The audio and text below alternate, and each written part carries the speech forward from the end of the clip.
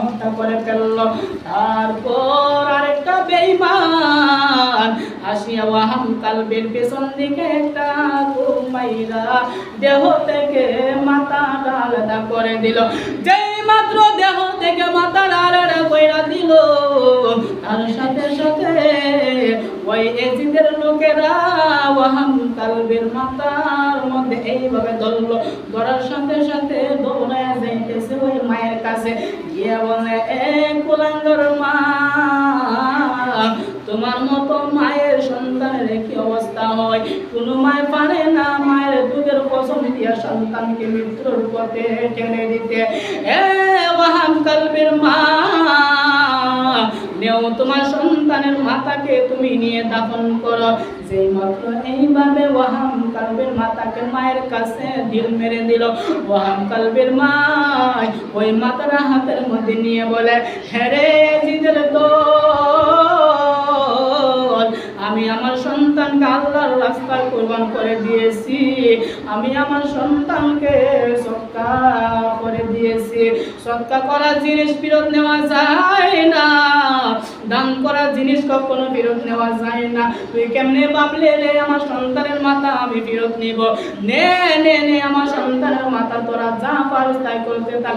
এইভাবে ওয়াহাম কালবের মাথারে মায়ে একভাবে ঢিল মেরে ফেলে দিল।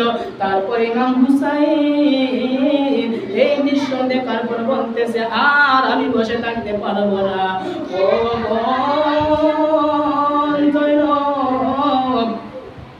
ও শহর বানব, ও আমার আদরের বোন জৈনব, আমাকে সাজায়া দাও, আমি আর থাকব না।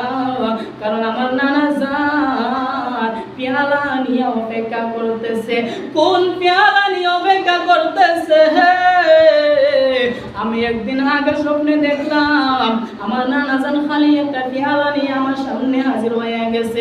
তার কারণ হলো ওই পেয়ালার ভিতরে আমি হুসাইনের রক্ত মোবারক রাখবে। এই জন্য আমার নানা পেয়ালা নিয়ে অপেক্ষা করতেছে। ও বোন জৈনব, আমাকে সাজিয়ে দাও, আমি শুনতে যাইব। আর কখন ফিরে আসতে পারে কি না পারে আমি বলতে পারবো না। তবে জৈনব একটা কথা শুনে না গো, তোমরা কখনো পর্দার খেলাপ করবেন না। ও শহর বানু, যাও তুমি পর্দার ভিতরে যাও, পর্দার ভিতরে যাও। কারবালার ময়দানে পর্দাও শিক্ষা দেওয়া হয়েছে। এখন আমাদের সমাজে মানুষ পর্দা করে না। কেন করে না? পর্দা যদি করে তার সুন্দর রূপ দেহ মানুষ দেখবে কি করে? এই জন্য ওই লোকেরা পর্দা করতে চায় না। তারপর ইমাম হুসাইন যখন যুদ্ধে যাওয়ার জন্য সাজগোজ করে নিল, এবার হুসাইনের কন্যা সকিনা দৌড়ায় আসলো। আসিয়া ডাক দিয়া কয়, আব্বা গো, ও আব্বা, আপনি একটু আমার কাছে আসেন না।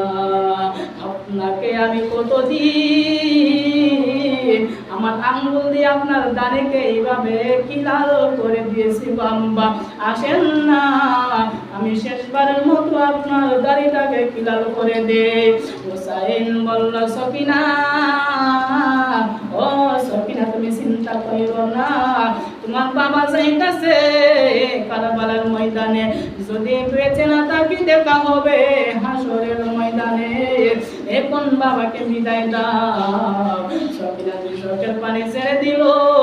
হুসাইন ডাক দিয়া কয়, ও জৈনব, ও সকিনা, আমার শহীদের কথা শুনিয়া তোমরা খবরদার তোমাদের গায়ে আঘাত করবাই না, তোমরা হাই উকাশ কইরা খানবাই না, চিল্লাইবা না। কেন চিল্লাইবা না? তোমরা নীরবতা পালন করবা, তোমরা চুপ থাকবা, ধৈর্য ধরবা, কিন্তু তোমরা চিল্লাইও না, কান্দো না, নিজের শরীরে আঘাত কইরো না। এই কথা বলার সাথে সাথে হুসাইন যখন যুদ্ধে চলে যাইল, চলে গেল। এবার হুসাইনের সাথে যুদ্ধ শুরু হইয়া গেল। হুসাইনের ঘোড়ার এমন একটি অবস্থা করলো যে ঘোড়ার উপরে হুসাইন বসা ছিল, ওই ঘোড়ার পাগুলা ভেঙে গেল। পাগুলা যখন ভেঙে গেল, ঘোড়াটা পড়ে গেল। তারপর ঘোড়ার উপর থেকে হুসাইন জমিনে পড়ে যায়। হুসাইন যখন জমিনে পড়ে গেল, রে বাবা, একটা লোক দৌড়াইয়া হুসাইনের বুকের উপর বসলো। হুসাইন বলতেছে, তুমি কে? আমার বুকের উপর কেন বসলাই গো? আমাকে চিৎ করায় আমার পিটনে বসো, কেন আমার বুকের মধ্যে বসবাই না? যে বুকের সাথে আমার নানা জানের বুক মুবারক কত হাজার বার বসাবসি করেছে, এই জন্য আমার বুকের উপর তুমি বসো না।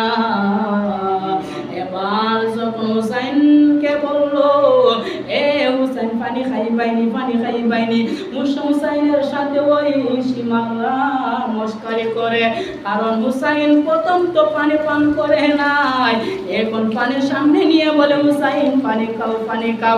হুসাইন বলে, বেঈমানের দল, ও বেঈমানের দল, তোরা কি করে ভাবলে রে আমি পানি খাইব? আমি পানি খাইব না, পানি খাইব না। কারণ পানির জন্য আমার নানা আওলাদ শহীদ হয়েছে, আমার 2 সন্তান আর আমার ভাতিজা শহীদ হয়েছে। আমি কি করে মনে ভাবলি আমি পানি খাইব? না না, আমি পানি খাইব না। তবে তোর কাছে আমার একটা আরজি, আমাকে 2 মিনিট সময় দে, আমি 2 রাকাত নামাজ পড়ব। ওই সীমানাকে যখন এই কথা বললো, বলার সাথে সাথে সীমানা বললো, যাও ঠিক আছে, তুমি নামাজ আদায় করো। কারণ ওই সীমানাও নামাজ পড়তো, হুসাইনও নামাজ পড়তো। কারণ 2 নামাজের মধ্যে পার্থক্য রাখার জন্য হুসাইন মৃত্যুর আগেও নামাজ পড়া বুঝায়া গেছে, এ আমার নানা জানের উম্মত, আমি হুসাইনের নামাজ আর এজিদের নামাজ এক নামাজ না। কারণ আমি হুসাইন এখন নামাজ পড়া বুঝাইয়া দিতে চাই, আমার নামাজ হলো আসল নামাজ, আমার নামাজ হলো ইমানি নামাজ, আর এজিদে যে নামাজ পড়েছে ওই নামাজ হলো বেঈমানি নামাজ। এবার হুসাইন যখন নামাজে দাঁড়ায় গেল, নামাজ যখন অল্প সময় শেষ করে নিল, নামাজ শেষ করার সাথে সাথে এবার সীমা ডাক দিয়া কয়, হুসাইন, ও হুসাইন, জীবনে কতবার তোমার নামাজ দেখেছি, নামাজ তুমি কত লম্বা করেছো, কত দীর্ঘ করেছো, আজকে নামাজ কেন ছোট করলাই? আজকে নামাজ কেন কম সময়ে পড়লাই? হুসাইন বলতেছে, রে এজিদের দল, আজকে নামাজ কেন কম সময়ে পড়ছি জানোস নি? কই কেন? কই আমি আজকে নামাজ যদি লম্বা করি তাহলে তুই বলবে, তোর লোকেরা বলবো আমি হুসাইন মরণের ভয়ে নামাজ লম্বা করতেছি, এই জন্য আমি মরণকে ভয় করি না, আমি নামাজ লম্বা করি না, আমি নামাজকে ছোট করে দিলাম। যখন হুসাইন নামাজ শেষে এই কথা বলল, বলার সাথে সাথে ওই সীমান হুসাইনকে লাথি মেরে আবার জমিনে ফেলে দিল।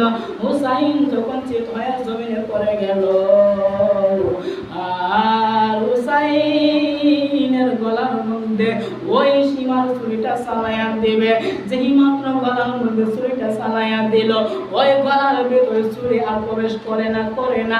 কেন করে না? হুসাইন বলে, সীমান, কিয়ামত পর্যন্ত তুই আমার গলার মধ্যে ছুরি চালাইতে পারবে, আমার গলার ভিতরে চুল পরিমাণ ছুরিও প্রবেশ করবে না। কেন?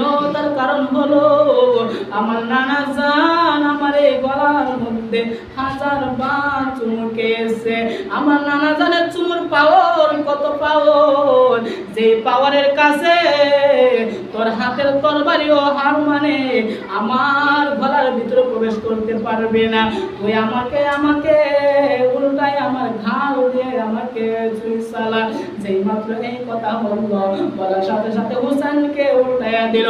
উল্টানোর সাথে হুসাইনের মাথা মুবারক বালুর দিকে, বালুর ভিতরে ঢুকে গেল। হুসাইন বলল, সীমান, ও সীমান রে, আমার চেহারাটা বালুর ভিতর থেকে উঠাইয়া আমার নানা জানের রওজার দিকে ফিরাইয়া দে। যেই মাত্র হুসাইনের চেহারা নবীর রওজার দিকে ফিরাইয়া দিল, নানা গো কইয়া একটা ডাক মারলো। আমার নবী আর রওজায় থাকতে পারে না। আমার নবী দৌড়ায় আসে ডাক দিয়া, উম্মে সালমা।